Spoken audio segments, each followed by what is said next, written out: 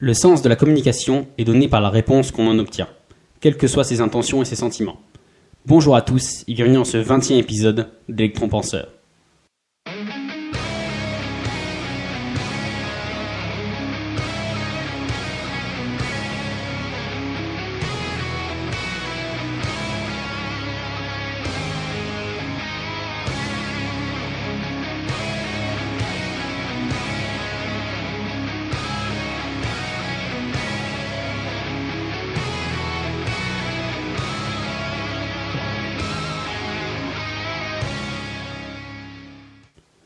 Donc bonjour à tous, donc si vous nous rejoignez juste là au milieu de l'aventure, si c'est votre premier épisode, sachez qu'en fait cet épisode il fait partie d'une petite mini-série en fait qui consiste à détailler les différents principes qui composent la PNL, donc la programmation neurolinguistique.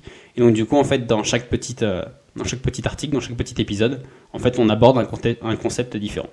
Voilà. Donc comme vous l'avez entendu, aujourd'hui on va parler compréhension et communication, mais surtout compréhension. Donc pour vous reciter le petit principe du jour, c'est le sens de la communication est donné par la réponse qu'on en obtient, quelles que soient ses intentions et ses sentiments.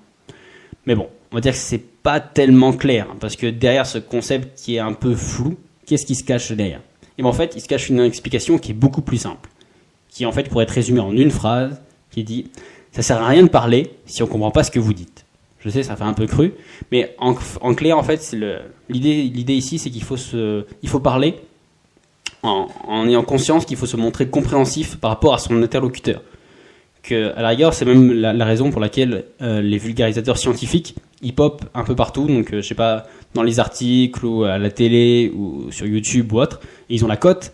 En fait, c'est parce que ils permettent aux gens qui veulent en apprendre plus, ils parlent leur langage. C'est-à-dire qu'ils utilisent leur expression, ils utilisent leurs références, ils utilisent leur culture. Donc voilà, quand ils font des allusions, je sais pas, voilà, un peu comme moi, voilà, je sais pas, à des films ou à des séries ou autres, ben voilà, plus ou moins on parle la même langue parce que vous avez, c'est des séries quand même qui sont assez connues, où plus ou moins vous savez un peu de quoi elles parlent. Par exemple, quand je parle de Game of Thrones, vous imaginez pas un truc avec des fusées ou autre, on parle un peu la même langue.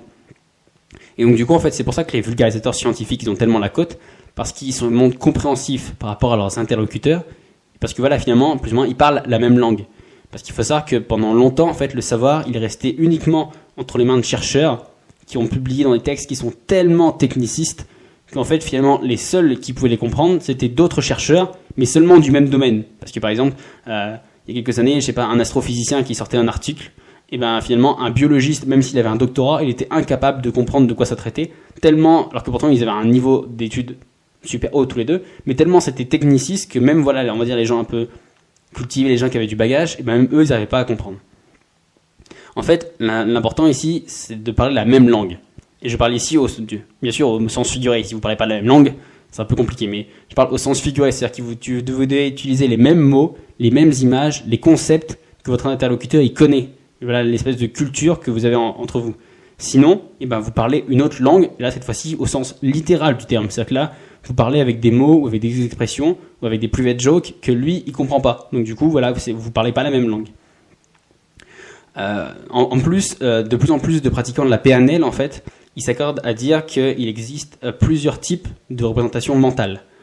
Donc là, voilà, c'est un vaste sujet, mais en fait, pour simplifier un peu, en fait, ils considèrent que des représentations mentales, il en existe 3 majoritairement, donc auditif, visuel et kinesthésique. Et en fait, ces 3 représentations mentales, elles sont très flagrantes, surtout au niveau de la mémoire. C'est-à-dire que selon les personnes, on se souvient des éléments comme si on les voyait. D'autres ils se souviennent de quelque chose parce qu'ils l'ont entendu, et d'autres enfin ils se souviennent d'un événement juste parce que voilà c'est l'émotion qu'ils ont ressortie à ce moment-là ou autre. Et finalement en fait il en va de même exactement pour la communication. C'est-à-dire qu'auditif, une personne qui est auditive, elle va souvent dire j'entends bien ce que tu me dis, genre je t'écoute avec attention. Genre par exemple elle va faire allusion à des sons particuliers, à des genre voilà, le moindre petit son ça risque de la déranger ou autre. Une personne qui est visuelle, elle va plutôt dire genre des phrases du genre ouais je vois ce que tu veux dire, ou regarde cette situation, ou, voilà, elle va faire des allusions à des images, à des représentations, à quelque chose de visuel. Et enfin une personne qui a plutôt une communication kinesthésique, elle va dire ouais je sens que tu veux me dire quelque chose, ou j'aime je sais pas la douceur de cette conversation. Voilà, elle va plutôt faire des allusions à des sensations, à des ressentis. Mais attention, parce que je vois peut-être les plus puristes d'entre vous commence à venir me détruire dans les commentaires. Contrairement à ce que beaucoup pensent, en fait, ces 3 différents profils, ils sont pas propres à certaines personnes. Comme ils seraient genre exclusifs à une seule personne. Par exemple, il y en a qui seraient seulement auditifs, d'autres seulement visuels, d'autres seulement kinesthésiques. En fait, les nombreuses études récentes qui sont sorties, en fait, elles ont montré que les représentations mentales, dans la mémoire et dans la communication, en fait, on n'est pas juste exclusivement un des 3, mais on est juste un mix des 3 avec parfois une dominante selon la période de notre vie. C'est-à-dire que peut-être souvent quand on est jeune, on a plutôt une mémoire visuelle. Et puis après, peut-être que voilà, quand on est vieux, on se souvient peut-être un peu moins du nom de la rue ou autre, mais on se souvient par exemple de la chaleur du soleil qu'il y avait sur le balcon de sa mère ou autre, on se souvient plus de sensations.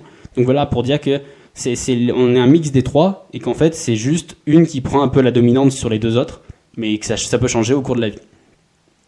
Mais en fait, finalement, ce qui est important à retenir ici, c'est que voilà, on est d'accord que on n'a pas on a un peu des styles de conversation différents, des types de communication différentes.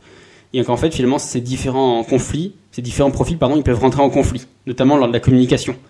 Et ne serait-ce qu'en fait que par la manière même de s'exprimer. Par exemple, si on prend un auditif, souvent il a tendance à parler lentement, parce que voilà, comme il est plus sur le son, du coup, il pèse ses mots. Chaque mot, il a son importance ou autre. Si c'est quelqu'un qui est visuel, un peu comme moi, peut-être, du coup, voilà, vous entendez, il parle vite. Parce qu'en fait, c'est comme si sa bouche, c'était juste un entonnoir pour essayer de décrire toutes les images qu'il voit. C'est-à-dire que voilà, dans sa tête, il y a plein d'images qui succèdent parce qu'il est visuel, il lui faut quelque chose des images. Et du coup, comme les images, il faut les décrire à la parole, c'est pour ça qu'il parle vite et des fois, il s'embrouille, il sait plus ce qu'il dit. Exactement comme moi. Et finalement, par exemple, la kinesthésique, comme il est plus dans le ressenti ou dans la sensation, finalement, ça peut être quelqu'un qui parle très peu. Donc vous voyez, en fait, ne serait-ce même que dans la manière de s'exprimer, il peut y avoir déjà plein de désaccords parce qu'il ne s'exprime pas de la même manière et du coup ça peut être un frein à la discussion.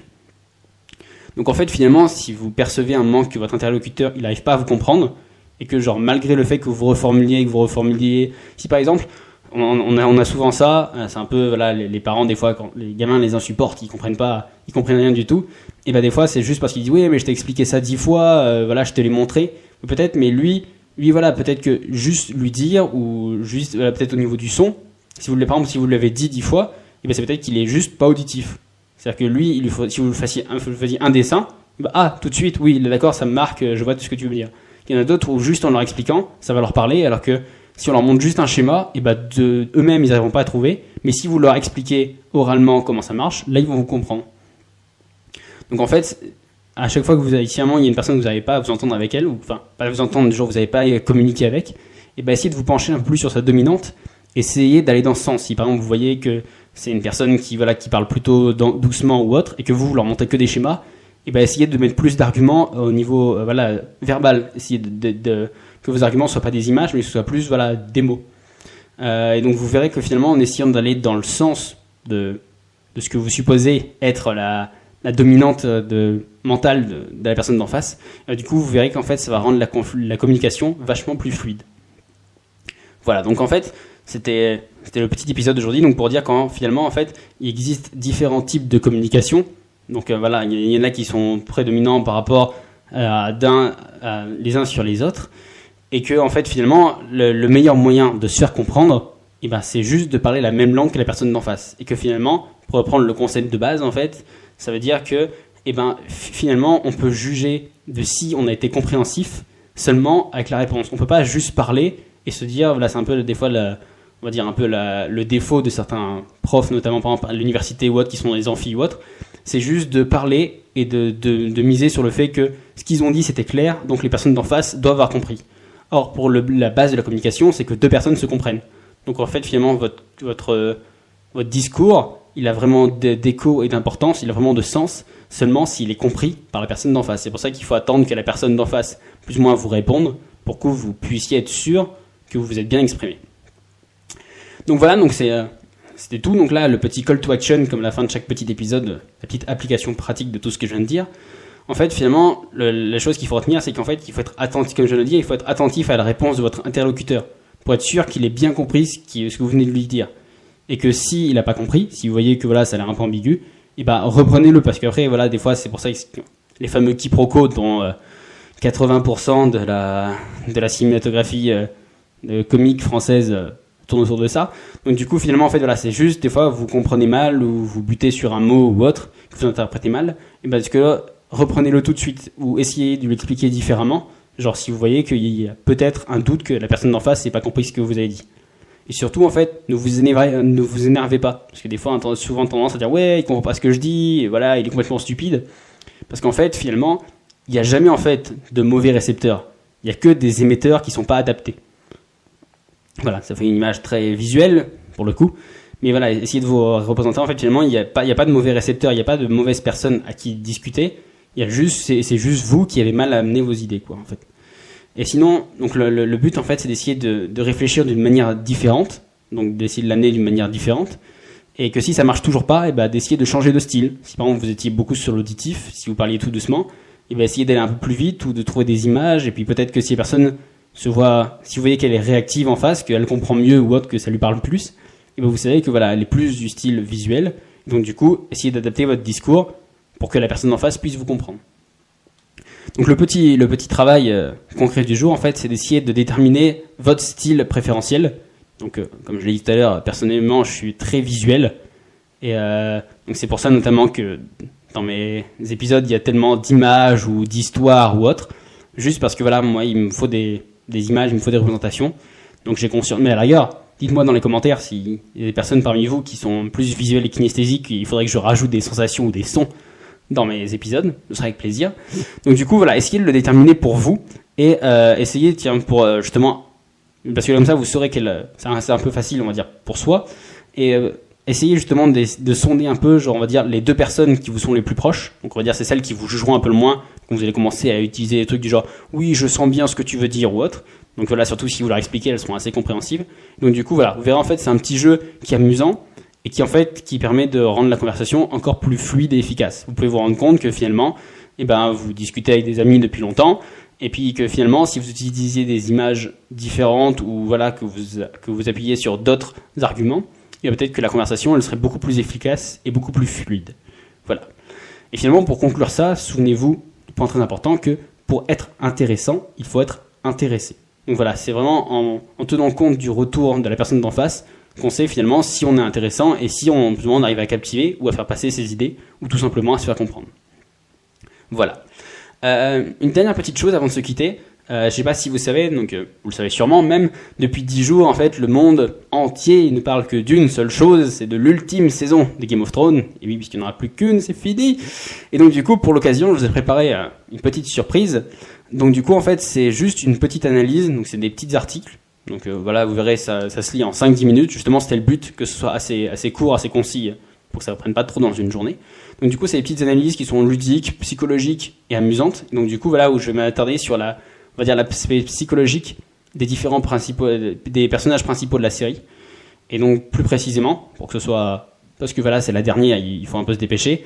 Donc ce sera en fait finalement d'un personnage par jour pendant toute la durée de la saison 8. Donc là, comme ça fait 10 jours que ça a commencé, du coup, il y a déjà 10 personnages, donc avec celui qui va sortir ce soir, normalement. Et donc du coup, les premiers articles, ils sont déjà sortis, parmi lesquels il y a Sansa, Samuel Tarly, ou encore le limier, que voilà, on ne présente plus. Et donc du coup, voilà, donc si vous voulez retrouver tous ces petits articles, je vous donne rendez-vous sur la page Facebook d'Electron Penseur. Donc vous tapez juste Electron Penseur, comme ça s'écrit, comme ça se prononce. Donc voilà, et puis si vous avez des retours ou autres, n'hésitez pas à me laisser un petit commentaire ou me laisser vos retours, je serai très content de les lire. Voilà, moi je vous souhaite une bonne journée, et puis du coup je vous dis à samedi pour un prochain épisode. Ciao.